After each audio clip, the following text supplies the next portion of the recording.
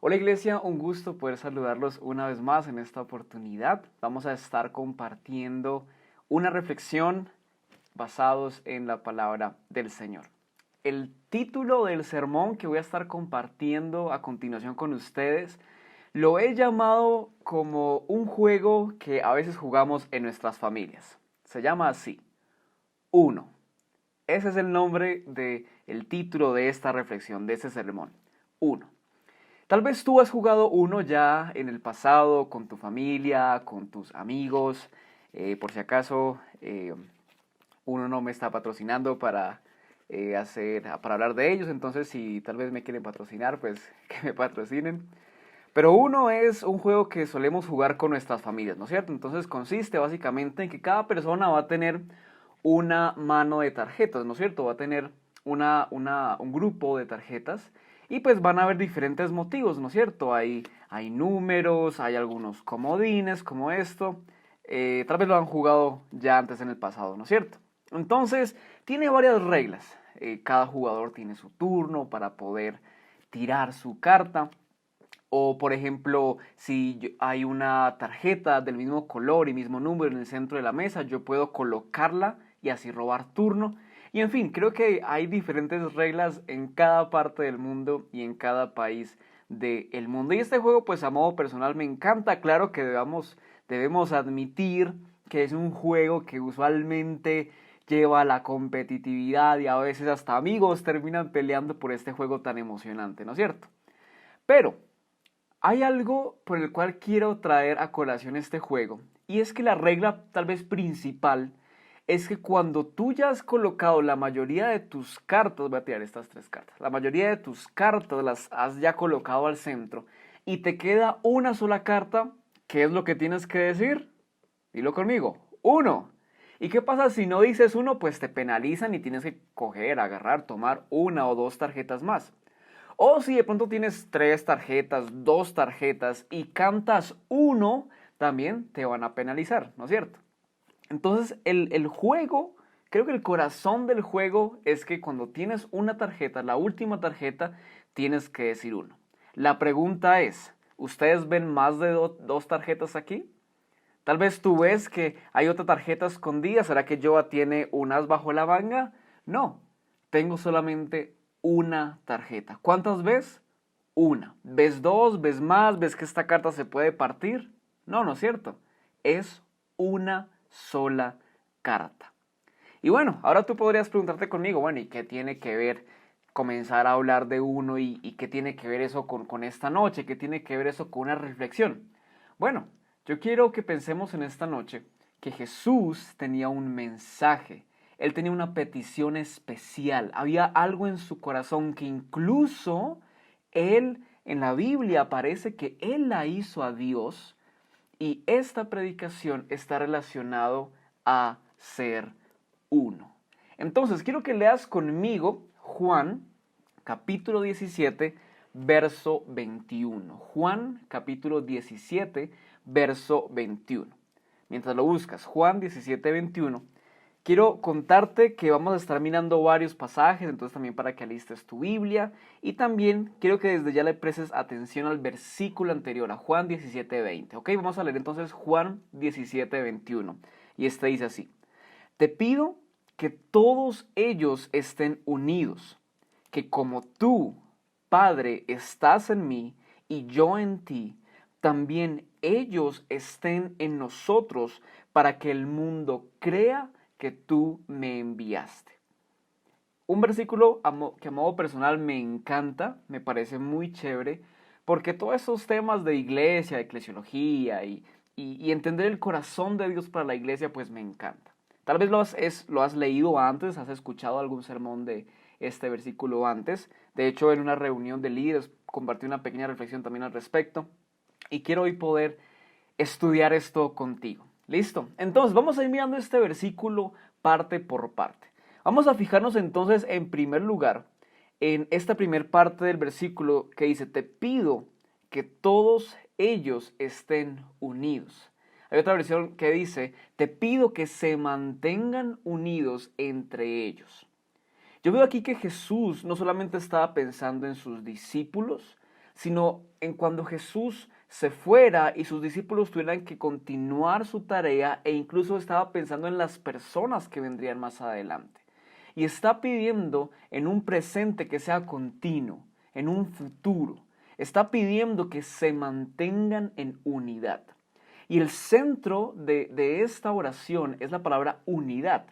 En griego la palabra unidad es la palabra heis.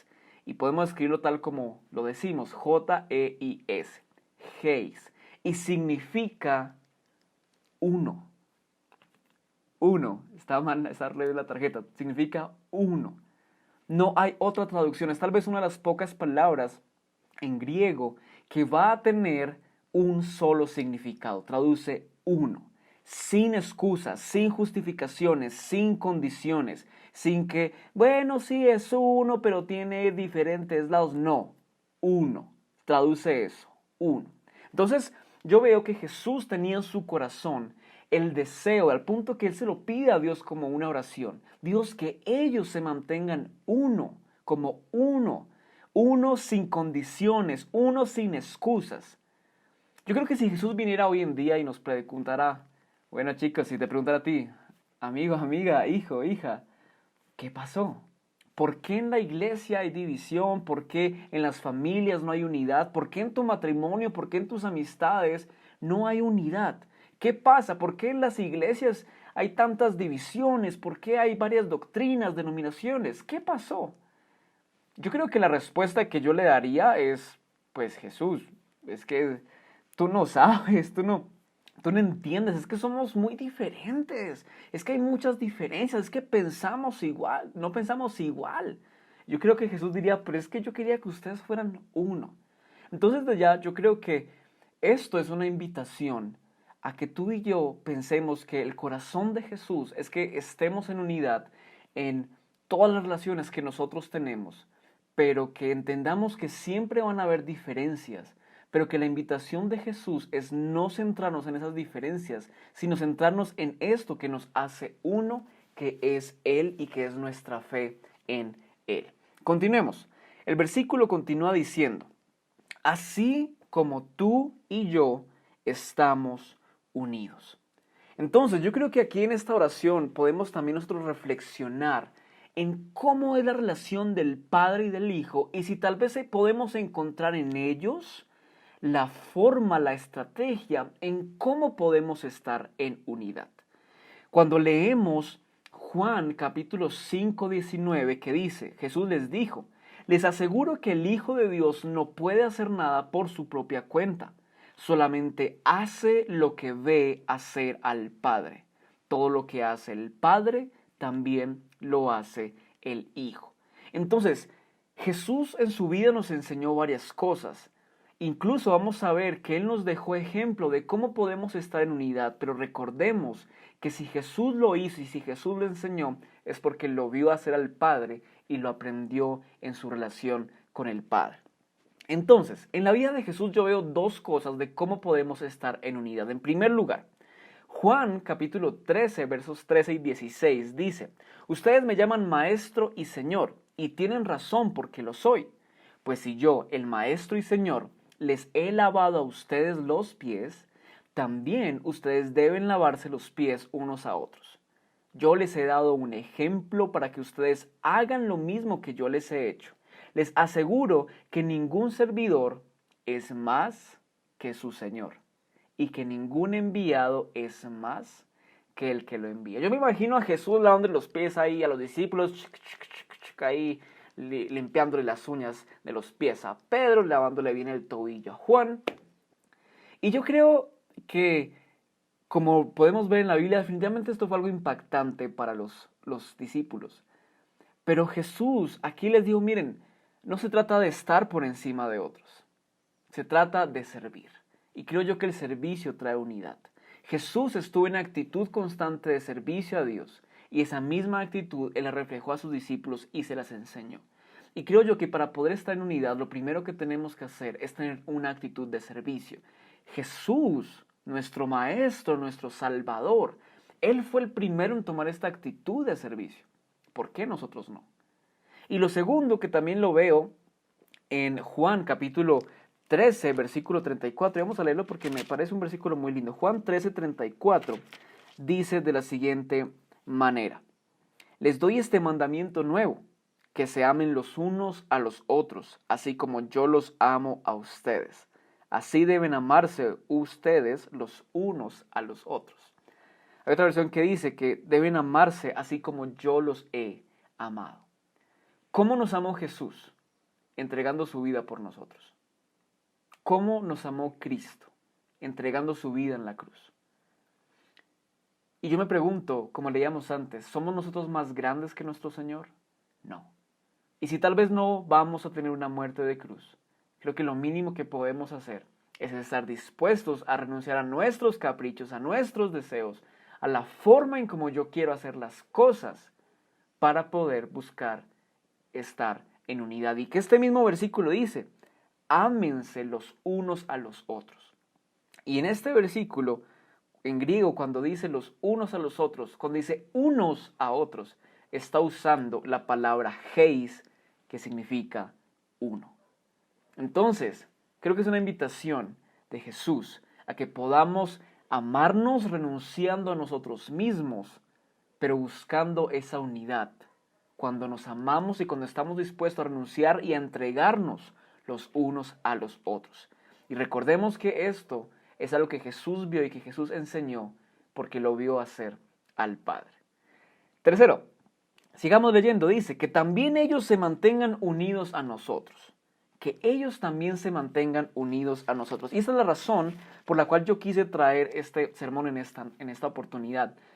Porque yo quiero que nos preguntemos, bueno, ¿cuál es la forma más simple de poder estar en conexión con el Padre? Quiero que te preguntes eso conmigo. ¿Cuál es la forma más sencilla en que yo puedo estar en comunión con Dios?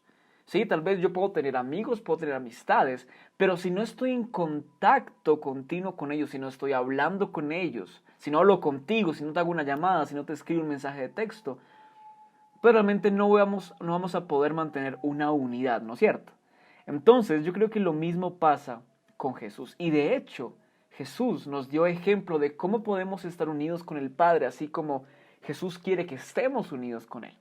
Vamos a leer Lucas capítulo 5, verso 16. Lucas 5, 16, que dice: pero Jesús se retiraba a orar a lugares donde no había nadie. Jesús se retiraba a orar.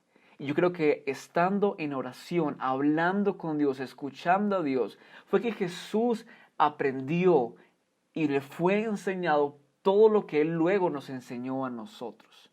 Entonces sí, yo creo que nuestra vida cristiana tiene que tener una conducta, unas prácticas, unas obras que demuestren nuestra fe.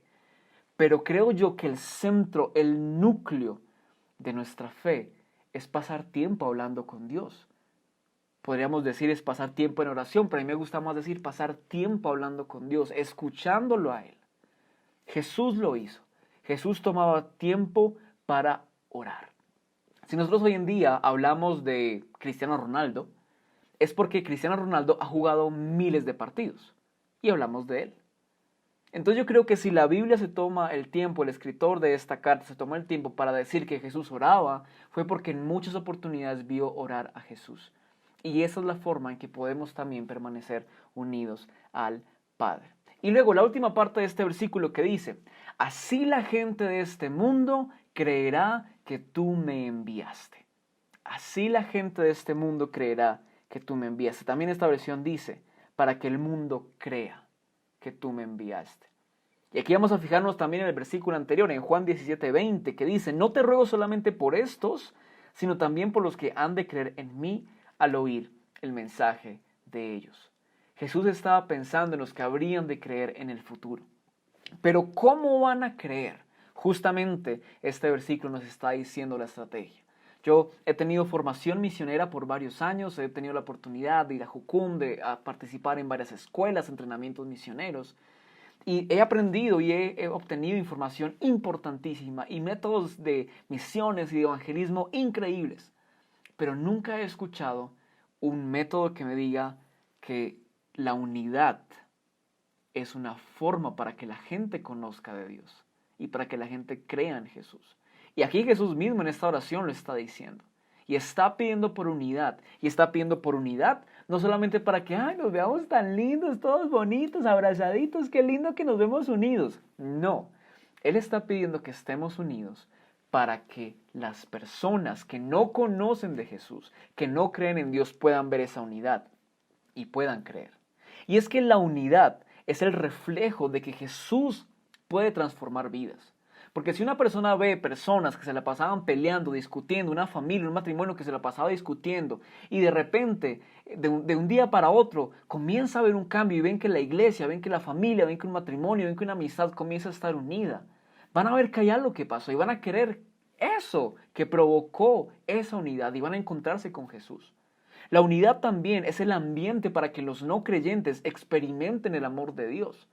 Si una persona no creyente llega a la iglesia, si una persona no creyente en Jesús va a tu familia, ve tu matrimonio y ve división, pues va a decir, a mí nunca me vengas a hablar de Dios. Pero si encuentra en una iglesia amor, si ve gente que se ama los unos a los otros, a pesar de sus diferencias, a pesar de que piensen diferente, pero ven que se esfuerzan por amarse entre ellos y que además cuando llega a la iglesia, esta persona que es no creyente se siente amado y se siente recibida, entonces va a experimentar el amor de Dios. Entonces quiero que entendamos que la unidad no es el objetivo final. Porque la iglesia en general, en toda su historia, se ha esforzado, ha hecho concilios, reuniones para mantener la doctrina y que no hayan divisiones. Y ha estado bien que se enfoque en la unidad. Pero no ha funcionado. ¿Por qué? Porque el objetivo no es la unidad. La unidad es el medio. La unidad es la forma, la herramienta, la estrategia para que otras personas puedan llegar a conocer a Jesús. Entonces nuestro objetivo no debe ser buscar ser unidos, otra vez, para vernos tan lindos. No, sino que debemos buscar la unidad para que otros puedan llegar a creer en Dios. Entonces no se trata solamente de que me beneficie a mí o a la iglesia, sino que Dios está pensando en otros. Y cuando yo busco la unidad, no estoy pensando solamente en mí, sino en otros. Para terminar, déjame darte unas frases que encontré que me parecen bien interesantes y que es gente que considero digna de admirar. Walt Disney, creador de Disney, de Disneyland, él dijo, puedes diseñar, crear y construir el lugar más maravilloso del mundo, pero se necesita gente para hacer el sueño realidad. Podemos tener edificios hermosos, pero si no tenemos una iglesia y una iglesia unida, de nada sirve. Michael Jordan, uno de los hombres más talentosos del mundo, quien yo creo que sin él sus equipos no hubieran ganado, pero él que era talentoso, él que podía hacer maromas jugando baloncesto, él dijo, el talento gana partidos, pero el trabajo en equipo y la inteligencia gana campeonatos. Margaret Mead, una antropóloga estadounidense que luchó en los años 20 y 30 contra la visión sexista en su país, dijo, nunca dudes que un pequeño grupo de personas comprometidas pueda cambiar el mundo. De hecho, es lo único que lo ha logrado. Henry Ford, el creador de los autos Ford, quien es admirado no solamente por sus carros, sino también por la innovación que trajo en cómo se administran las empresas, dijo, juntarse es un comienzo. Seguir juntos es un progreso. Trabajar juntos es un éxito. Y Daniel Javid fue un hombre que también admiro. Hace unos días escuché una de sus ponencias y decía, si todos buscan ganar, todos van a perder. Si en tu matrimonio, si en tu trabajo, en tus amistades, tú buscas ganar, vas a perder. Pero si tú estás dispuesto a perder, vas a ganar. Pero si todos estamos dispuestos a perder, vamos a ganar. Todos vamos a ganar. ¿Por qué? Porque cuando estamos dispuestos a ceder nuestras diferencias, lo que nos hace diferente, para buscar qué es lo que nos hace unidad, qué es lo que nos hace unos, qué es lo que nos hace unos, entonces todos vamos a ganar y vamos a encontrar unidad. Y Jesús mismo, nuestro Señor, nuestro Salvador, pidió al Padre para que tú y yo fuéramos unos. Vamos a orar. Mi Dios, gracias te doy por esta palabra y por este momento que nos das para reflexionar. Te pido, Dios, que nos ayudes a ser uno. Dios, que podamos entender que debemos ser lo suficientemente maduros para ir más allá de nuestras diferencias, Señor. Que podamos, Dios, entender que tú quieres que también estemos en unidad contigo y que podamos pasar tiempo en oración, hablando contigo, pero que también, Señor, podamos aprender a darnos en servicio y a entregarnos a otros, Señor. Te pido, Dios, que podamos buscar la unidad para que otros puedan conocerte a ti, Señor. Y te pido, Dios, ayúdanos a ser uno. Gracias, Padre, y esto lo oramos en el nombre de Jesús. Amén. Gracias, iglesia. Nos vemos luego. Chao, chao.